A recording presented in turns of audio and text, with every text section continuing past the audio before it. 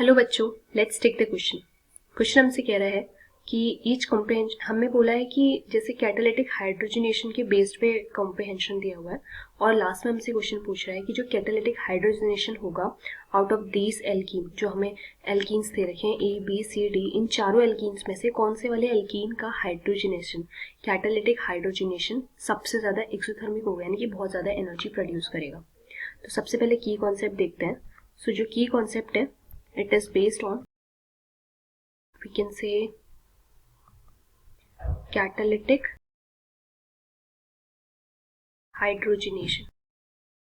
तो देखो क्या होता है ना कि जैसे जितने number of alkyl group attached होते हैं, अगर ज्यादा होते हैं तो स्टेबिलिटी ज्यादा होती है एल्कीन की। मोर number of alkyl groups attached, more stability. ठीक है, जितने ज्यादा number of alkyl groups attached होंगे उतनी ज्यादा क्या होती है, स्टेबिलिटी होती है। तो जैसे जैसे सब्स्टिट्यूशन इंक्रीज होता रहता है तो हीट जो होती है ना हाइड्रोजनेशन की, वो भी कम होती रहती है। इंक्रीज इन सब्स्टिट्यूशन क्या करता है, स्टेबिलिटी इंक्रीज करता है। इंक्रीज इन सब्स्टिट्यूशन क्या करता है, increase in substitution increases stability. और जब मॉलिक्यूल ज्यादा स्टेबल हो जाएगा तो स्टेबिलिटी ऑफ एल्कीन ज्यादा हो जाएगी, तो इसलिए क्या होगा, हीट ऑफ हाइड्रोजनेशन क्या होगी, वो कम हो जाएगी।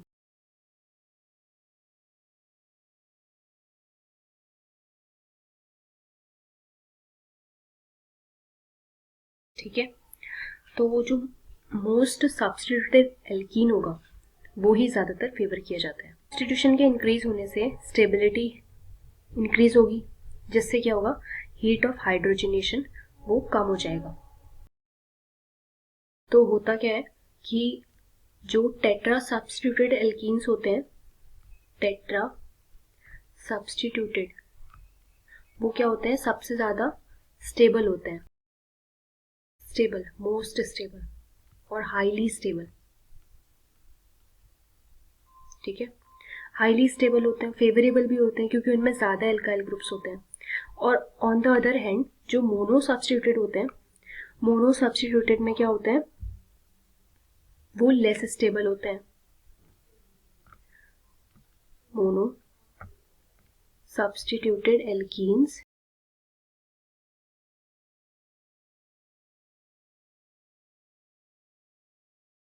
क्योंकि इनमें क्या होता है, सब्स्टिट्यूशन जो होता है बहुत कम होता है। ठीक है, तो हम देख सकते हैं जो ऑप्शन ए और ऑप्शन सी है, ऑप्शन ए और ऑप्शन डी है, जो ए और बी, ए और बी जो हम देख सकते हैं, ए और बी क्या है, they are tri substituted, tri substituted. ठीक है, ऑन द अदर हैंड अगर हम मॉलिक्यूल सी को देखें तो मॉलिक्यूल सी क्या है, it is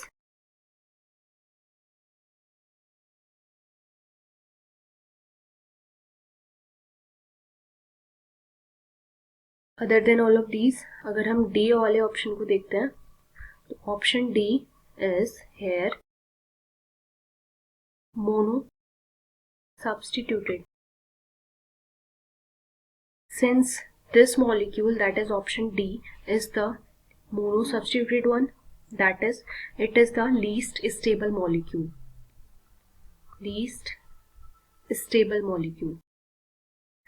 And since this is least stable, it could contain the highest energy. It might be possible that it may contain highest energy. Therefore, it would be highly exothermic. Therefore, highly exothermic. And hence we can say out of all of the following options, we have option D as our correct answer, that will act as on catalytic hydrogenation, act as most exothermic. And this is our final answer. I hope you understood. Thank you, students.